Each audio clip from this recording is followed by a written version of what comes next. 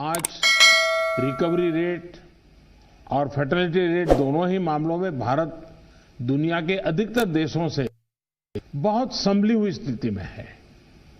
हम सभी के अथक प्रयासों से देश में टेस्टिंग से लेकर ट्रीटमेंट का एक बहुत बड़ा नेटवर्क आज काम कर रहा है। इस नेटवर्क का लगातार विस्तार भी किया जा रहा है। पीएम केयर्स के माध्यम से ऑक्सीजन और वेंटिलेटर्स उपलब्ध कराने पर भी विशेष जोर है। कोशिश ये है कि देश के मेडिकल कॉलेज और जिला अस्पतालों को ऑक्सीजन जनरेशन के मामले में सेल्फ सफिशिएंट बनाया जाए। इसलिए अभी 160 से ज्यादा नए ऑक्सीजन प्लांट्स के निर्माण की प्रक्रिया ऑलरेडी शुरू की गई है। पीएम केयर फंड से देश के अलग अलग अस्पतालों को हजारों नए वेंटिलेटर्स मिलने भी सुनिश्चित हुए हैं। वेंटिलेटर्स के लिए पीएम केयर फंड से 2000 करोड़ रुपए ऑलरेडी स्वीकृत किए गए हैं। साथियों, कोरोना के मुकाबले के बीते 8-10 महीने के अनुभवों के बाद देश के पास पर्याप्त डेटा है। कोरोना के मैनेजमेंट को लेकर एक व्यापक अनुभव है। आगे की रणनीति बताते समय हमें बीते कुछ महीनों के दौरान देश के लोगों ने, हमारे समाज ने कैसे रिएक्ट किया है, कैसे रिस्पॉन्ड किया है, मुझे लगता है इसको भी हमें समझना होगा। देखिए, कोरोना के दौरान भारत के लोगों का व्यवहार भी एक तरह से अलग चरणों में रहा है और अलग अलग जगह पे अलग अलग रहा है। जैसे हम मोटा मोटा देखें तो पहला चरण था, बड़ा डर था, खौफ था, किसी को ये समझ नहीं आ रहा था कि उसके साथ क्या हो जाएगा, और पूरी दुनिया का हाल था। हर कोई पैंडेमिक में था, पैंडेमिक के कारण पैनिक में था और उसी हिसाब से हर कोई रिएक्ट कर रहा था। हमने देखा प्रारंभ में आत्महत्या तक की घटनाएं घटी थी। पता चला कोरोना हुआ तो आत्महत्या कर दी। इसके बाद धीरे धीरे दूसरा चरण आया। दूसरे चरण में लोगों के मन में भय के साथ साथ दूसरों के लिए संदेह भी जुड़ गया। उनको लगा कि भाई इसको कोरोना हो गया मतलब कुछ गंभीर मामला है, दूर भागो। एक प्रकार से घर में से भी नफरत का माहौल बन गया और बीमारी की वजह से समाज में कटने का डर लोगों को लगने लगा।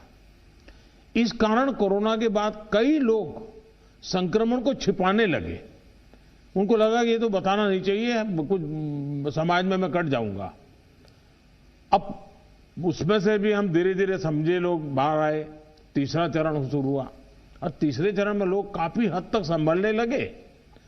अब संक्रमण को स्वीकारने के लगे और अनाउंस भी करने लगे, भाई मुझे तकलीफ है, मैं आइसोलेट कर रहा हूं, मैं क्वारंटाइन कर रहा हूं, आप भी करिए। जो एक प्रकार से लोग भी अपने आप से लोगों को समझाने लगे। लेकिन आपने भी देखा होगा कि लोगों में अधिक गंभीरता भी आने लगी और हमने देखा कि लोग अलर्ट भी होने लगे। और इस तीसरे चरण के बाद हम चौथे चरण में पहुंचे। जब कोरोना से रिकवरी का रेट बढ़ा तो लोगों को लगता है कि ये वायरस नुकसान नहीं कर रहा है, ये कमजोर हो गया है। बहुत से लोग ये भी सोचने लगे हैं कि अगर बीमार हो भी गए तो ठीक हो जाएंगे। इस वजह से लापरवाही का ये स्टेज बहुत बड़ा व्यापक हो गया है। और इसीलिए मैंने हमारे त्योहारों की शुरुआत में ही स्पेशली राष्ट्र के नाम संदेश दे करके सबको हाथ जोड़ करके प्रार्थना की थी कि भाई ढिलाई मत बरतिए, क्योंकि कोई वैक्सीन नहीं है, दवाई नहीं है, हमारे पास एक ही रास्ता बचा है, हम हर एक को कैसे अपने आप बचाएं। और हमारी जो गलतियां हुई वही एक खतरा बन गया, थोड़ा ढिलाई आ गई। इस चौथे चरण में लोगों को कोरोना की गंभीरता के प्रति हमें फिर से जागरूक करना ही होगा। हम एकदम से वैक्सीन पर शिफ्ट तो जिसका काम करना है करेंगे, हमें तो कोरोना पर ही फोकस करना है। हमें किसी भी हालत में ढिलाई नहीं बरतने देनी है। हां, शुरू में कुछ बंधन इसलिए लगाने पड़े ताकि व्यवस्थाएं भी विकसित करनी थी, लोगों को थोड़ा एजुकेट भी करना था। अब हमारे पास टीम तैयार है, लोग भी तैयार हैं। थोड़ा आग्रह रखेंगे तो चीजें संभल सकती हैं।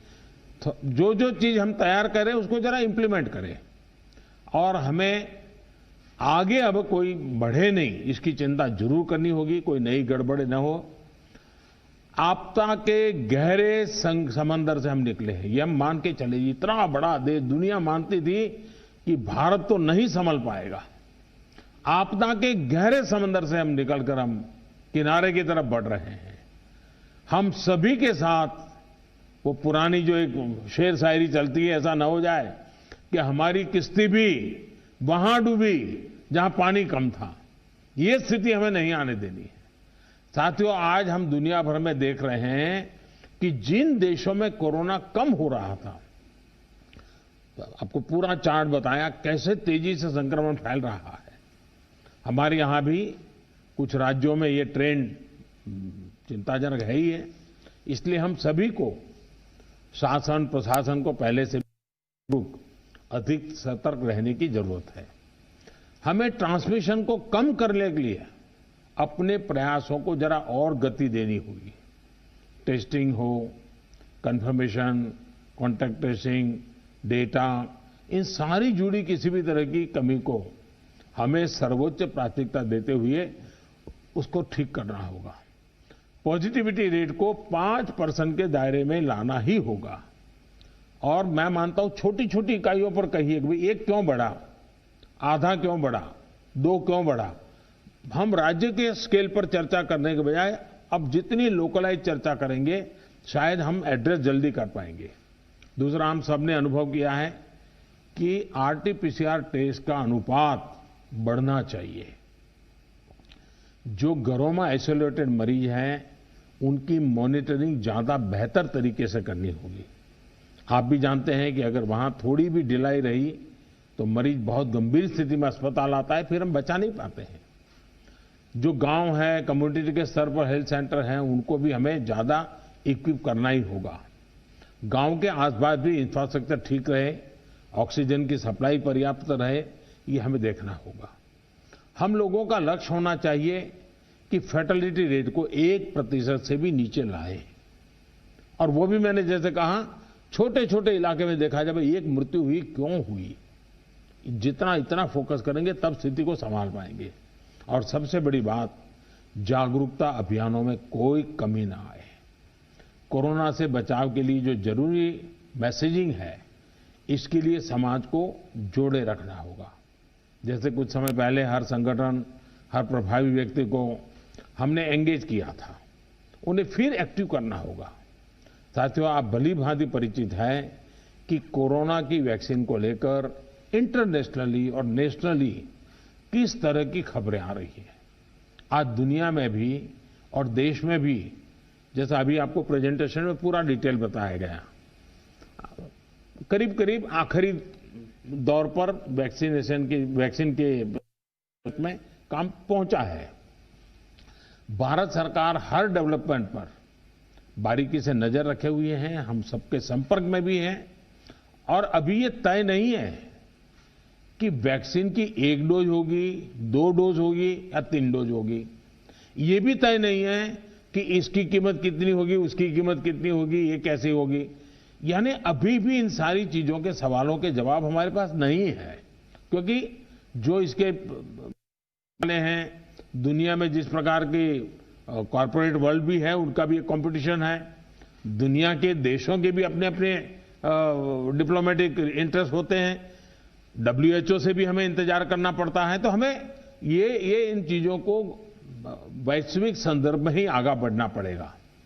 हम इंडियन डेवलपर्स और मैन्युफैक्चरर के साथ भी, हमारी जो भी टीम काम कर रही है, पूरी तरह संपर्क में है।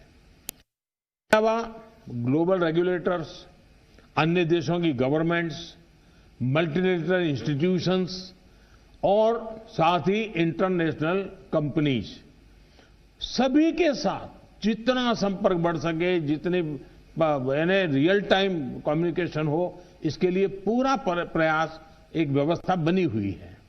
साथियों, कोरोना के खिलाफ अपनी लड़ाई में हमने शुरुआत से ही एक एक देशवासी का जीवन बचाने को प्राथमिकता दी है। अब वैक्सीन आने के बाद भी हमारी प्राथमिकता यही होगी कि सभी तक कोरोना की वैक्सीन पहुंचे। उसमें तो कोई विवाद हो ही नहीं सकता है। लेकिन कोरोना की वैक्सीन से जुड़े भारत का अभियान अपने हर नागरिक के लिए एक प्रकार से नेशनल कमिटमेंट की तरह है। इतना बड़ा टीकाकरण अभियान स्मूथ हो, सिस्टमैटिक हो और सस्टेन हो, ये लंबा चलने वाला है। इन सभी को, हर सरकार को, हर संगठन को एकजुट होकर के कोऑर्डिनेशन के साथ एक टीम के रूप में काम करना ही पड़ेगा। साथियों, वैक्सीन को लेकर भारत के पास जैसा अनुभव है वो दुनिया के बड़े बड़े देशों को भी नहीं है। हमारे लिए जितनी जरूरी है स्पीड है, उतनी ही जरूरी है सेफ्टी भी है। भारत जो भी वैक्सीन अपने नागरिकों को देगा वो हर वैज्ञानिक कसौटी पर खरी होगी। जहां तक वैक्सीन के डिस्ट्रीब्यूशन की बात है तो उसकी तैयारी भी आप सभी राज्यों के साथ मिलकर के की जा सके रही है। वैक्सीन प्राथमिकता के आधार पर किसे लगाई जाएगी, ये राज्यों के साथ मिलकर के एक मोटा मोटा खाका भी आपके सामने रखा है कि भाई अगर इस प्रकार से WHO ने जो कहा है हम चलते हैं तो अच्छा है, लेकिन फिर भी ये निर्णय तो हम सब मिलकर के ही करेंगे। उनके सुझाव का महत्व इसमें बहुत रहेगा क्योंकि आखिरकार उनको अंदाज है कि उनके राज्य में ये कैसे होगा। हमें कितनी अतिरिक्त कोल्ड स्टोरेज की जरूरत रहेगी, मुझे लगता है कि राज्यों ने इस पर अभी बल दे करके व्यवस्थाएं खड़ी कर देना शुरू कर देना चाहिए। कहां ये संभव हो गए, उसके पैरामीटर्स क्या हो गए, उस पर हमें यहां से सूचनाएं तो डिपार्टमेंट को चली गई है, लेकिन इसको अब इम्प्लीमेंट करने के हमने रेडी रखना पड़ेगा। और जरूरत पड़ी तो